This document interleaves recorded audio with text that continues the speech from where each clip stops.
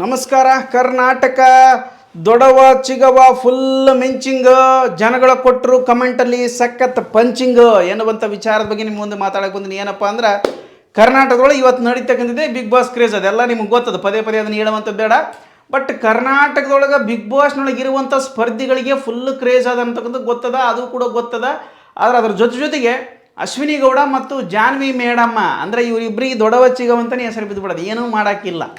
ಇದು ಬಿಗ್ ಬಾಸ್ನೊಳಗೆ ಅವರು ಮಾಡಿಕೊಂಡಿರ್ತಕ್ಕಂಥ ಕಿತಾಪತಿ. ಅವ್ರು ಏನಾರ ಕರೆಕ್ಟಾಗಿ ಇದ್ದಿತ್ತಪ್ಪ ಅಂತಂದ್ರೆ, ಅವ್ರು ಏನಾರ ಗಿಲ್ಲಿ ಜೊತೆ ಚೆನ್ನಾಗಿದ್ದಪ್ಪ, ಅವರು ಒಂದು ಒಳ್ಳೆಯ ಸಂದೇಶ ಕೊಡುವಂಥ ಆಟ ಆಡಿದ್ರಪ್ಪ ಅಂದ್ರೆ, ಎಲ್ಲರ ಜೊತೆಗೆ ಚೆನ್ನಾಗಿದ್ದಿದ್ರಪ್ಪ ಅಂದ್ರೆ ಅವ್ರಿಗೂ ಕೂಡ ಈ ಹೆಸರು ಬರ್ತಿದ್ದಿಲ್ಲ.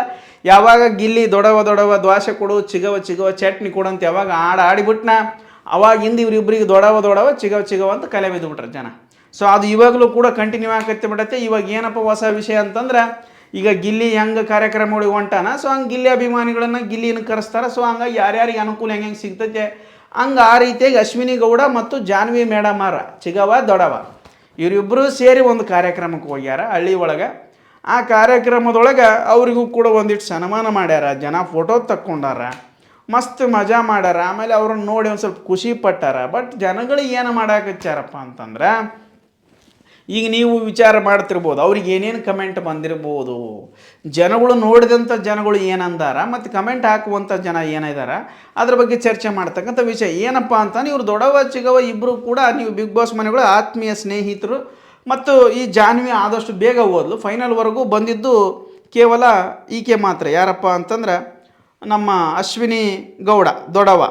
ಸೊ ಹಂಗಾಗಿ ಆಕೆ ವಿಚಾರಗಳು ಮತ್ತು ಈಕೆ ಜಾನ್ವಿ ಫ್ರೆಂಡ್ಶಿಪ್ ತುಂಬ ಚೆನ್ನಾಗಿತ್ತು ಅಂದ್ಕೊಳ್ರಿ. ಚೆನ್ನಾಗಿತ್ತಂದರೂ ಕೂಡ ಅವರಿಗೆ ಬಂದಿರುವಂಥದ್ದು ಸ್ವಲ್ಪ ಅವರು ಈಗ ಇಬ್ಬರು ಸೇರಿ ಒಳಗಡೆ ಇದ್ದಂಥ ಸ್ನೇಹವನ್ನು ಕೂಡ ಹೊರಗಡೆ ಉಳಿಸ್ಕೊಂಡು ಹೋಗ್ತಾ ಇದ್ದಾರೆ.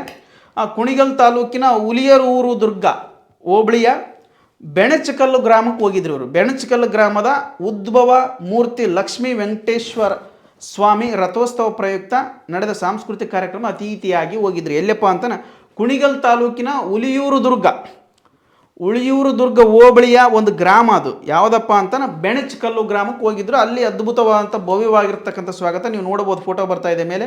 ಇಬ್ಬರು ಅದ್ಭುತವಾಗಿ ನಡೆದುಕೊಂಡು ಹೋಗ್ತಿರುವಂಥ ಇಬ್ಬರು, ಒಂದು ವೈಟ್ ಸ್ಯಾರಿ, ಒಂದು ಕೆಂಪು ರೆಡ್ ಸ್ಯಾರಿ, ಇಬ್ಬರು ಕೂಡ ದೇವಸ್ಥಾನದಲ್ಲಿ ನಮಸ್ಕರಿಸುವಂತಹ ಒಂದು ಭಾವನೆ. ಮತ್ತು ಅದು ಫೋಟೋ ಫ್ರೇಮ್ ಭಾರಿ ಚೆನ್ನಾಗಿ ಫ್ರೇಮ್ ಮಾಡ್ಯಾರ.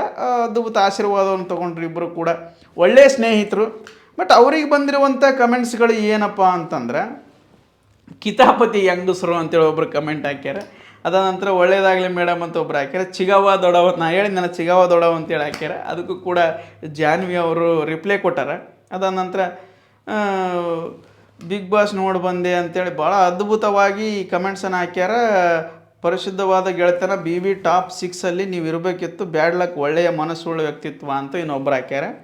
ಇರಲಿ, ಅವ್ರವ್ರ ಭಾವನೆಗಳಿಗೆ ತಕ್ಕಂತ ಅವ್ರವ್ರು ಹಾಕಿರ್ತಾರೆ, ಏನೂ ಮಾಡೋಕ್ಕೆ ಬರೋಂಗಿಲ್ಲ. ಬಟ್ ಇವರಿಬ್ಬರು ಗೆಳೆತನ ಭಾಳ ಚಲೋ ಇತ್ತು. ಹೊರಗಡೆ ಬಂದಮೇಲೆ ಗಿಲ್ಲಿ ಬಗ್ಗೆ ಒಂದಷ್ಟು ವಿಚಾರಗಳನ್ನು ಮಾತಾಡಿದರು.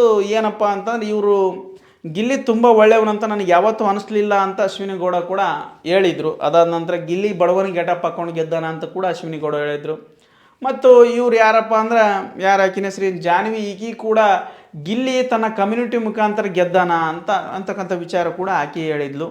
ಅದಾದ ನಂತರ ಈ ಹೊಸ ವಿಚಾರ ಏನಪ್ಪ ಅಂದ್ರೆ, ಗಿಲ್ಲಿ ಹಯಗ್ರೀವ ಸಿನಿಮಾದಲ್ಲಿ ನಟನೆ ಮಾಡಿದ್ದು ನನಗೆ ಗೊತ್ತೇ ಇಲ್ಲ, ನಾವಿಬ್ಬರು ಸಿನಿಮಾದಲ್ಲಿ ಇದ್ದೀವಿ ಅಂತ ಕೂಡ ಅಶ್ವಿನಿ ಗೌಡ ಹೇಳ್ಕೊತಾರೆ. ಅದರ ಜೊತೆಗೆ ಗಿಲ್ಲಿ ಜೊತೆಗೆ ನಾನು ತುಂಬ ಸಿನಿಮಾ ಮಾಡ್ತೀನಿ ಅಂತ ಕೂಡ ಅಶ್ವಿನಿ ಗೌಡ ಹೇಳ್ತಾರೆ. ಎಷ್ಟು ಸಿನಿಮಾ ಮಾಡ್ತಾರೋ ಗೊತ್ತಿಲ್ಲ, ನೀವಿಬ್ಬರು ಸಿನಿಮಾ ಮಾಡಿದಾಗ ಅದು ಒಂದಿಷ್ಟು ನೀನು ಸ್ವಲ್ಪ ವಿಲನ್ನು, ನೀವು ಫುಲ್ಲು ಪೊಲೀಸ್ ಆದಿರಪ್ಪ, ನೀವು ದೊಡ್ಡ ಕಳ್ಳ ಆಗಿರ್ಬೇಕು, ಹಂಗಾರೆ ಸಿನಿಮಾ ಭಾಳ ಇಂಟ್ರೆಸ್ಟ್ ಆಗಿರ್ತದೆ.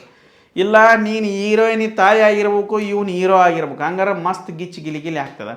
ಸೊ ಹಿಂಗಿದ್ದಾಗ ಮಾತ್ರ ಕಾರ್ಯಕ್ರಮಗಳು, ಆ ಸಿನಿಮಾ ಏನದ ಮಸ್ತ್ ನಡೀತದ. ಒಟ್ಟು ಇವರಿಬ್ಬರದು ಈಗ ಸದ್ಯ ಕ್ರೇಜ್ ನಡೆದದ. ಇಬ್ಬರು ಕೂಡ ಎಲ್ಲ ಕಡೆ ಕಾರ್ಯಕ್ರಮ ಕೊಟ್ಟರು. ಬಟ್ ಅಷ್ಟು ಗಿಲ್ಲಿಗಿದ್ದಷ್ಟು ಕ್ರೇಜ್ ಇಲ್ಲ, ಗಿಲ್ಲಿ ಕಾವ್ಯ ಬಂದಷ್ಟು ಕ್ರೇಜ್ ಯಾರ್ಯಾರಿಗಿಲ್ಲ. ಏನಪ್ಪ ಕಾರ್ಯಕ್ರಮಗಳು ಕರೆಸ್ಬೇಕಂತೇಳಿ ಕರೆಸ್ಯಾರ. ಬೆಣಚಕಲ್ಲು ಎನ್ನುವಂಥ ಗ್ರಾಮಕ್ಕೆ ಹೋಗ್ಯಾರ. ಅಲ್ಲಿ ಒಂದಷ್ಟು ಜನಗಳು, ಮತ್ತು ಈಗ ನಮ್ಮ ಜನಕ್ಕೆ ಏನಪ್ಪ ಅಂದ್ರೆ ನೆಗೆಟಿವ್ ಪಾಸಿಟಿವ್ ಗೊತ್ತಿಲ್ಲ.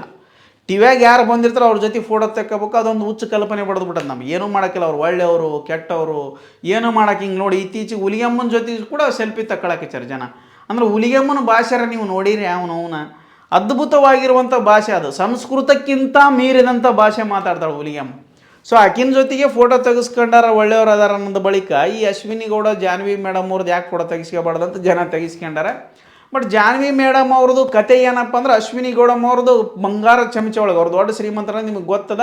ಇದ್ರ ಬಗ್ಗೆ ಸುಧೀರ್ ಅವರು ಹಿಂದೆ ಕಾಕ್ರೋಚ್ ಸುಧೀರ್ ಅವರು ಹೇಳಿದ್ದ, ಇಲ್ಲ ಅವಳದು ಒಳಗಡೆ ಇರೋದಕ್ಕಿಂತ ಪ್ಲಾನಿಂಗು ಹೊರಗಡೆ ಚೆನ್ನಾಗಿದ್ರೆ ಅವರಿಬ್ಬರಿಗೂ ಬೆನಿಫಿಟ್ ಐತೆ, ಇಬ್ಬರು ಹುಡುಗಿಯರಲ್ಲ. ಸೊ ಹಂಗಾಗಿ ಇಬ್ಬರು ಕೂಡ ಒಂದು ರೀತಿ ಮಗುವಿನ ತಾಯಿ ಅಂದರು. ಸೊ ಹಂಗಾಗಿ ಅವ್ರಿಗೆ ಒಂದಷ್ಟು ಬೆಲೆಗಳು ಬೇರೆ ಇದೆ, ಅವರ ವಿಚಾರಗಳು ಬೇರೆ ಇದಾವೆ ಅಂತೇಳಿ ಹೇಳಿದ್ರೆ ಅದು ಸತ್ಯ ಆಗ್ತಿದೆ ಏನೋ ಗೊತ್ತಿಲ್ಲಪ್ಪ. ಇಬ್ಬರು ಕೂಡ ಎಲ್ಲಿಗೆ ಹೋದ್ರು ಇಬ್ಬರು ಹೊರಗಡೆ ಹೋಗ್ತಾ ಇದ್ದಾರೆ. ಅವ್ರ ಸಿನಿಮಾಕ್ಕೆ ಇವರು ಪ್ರಮೋಷನ್ ಮಾಡ್ತಾಯಿದ್ದಾರೆ, ಇವ್ರ ಸಿನಿಮಾಕ್ಕೆ ಅವ್ರು ಪ್ರಮೋಷನ್ ಮಾಡ್ತಾ ಇದ್ದಾರೆ.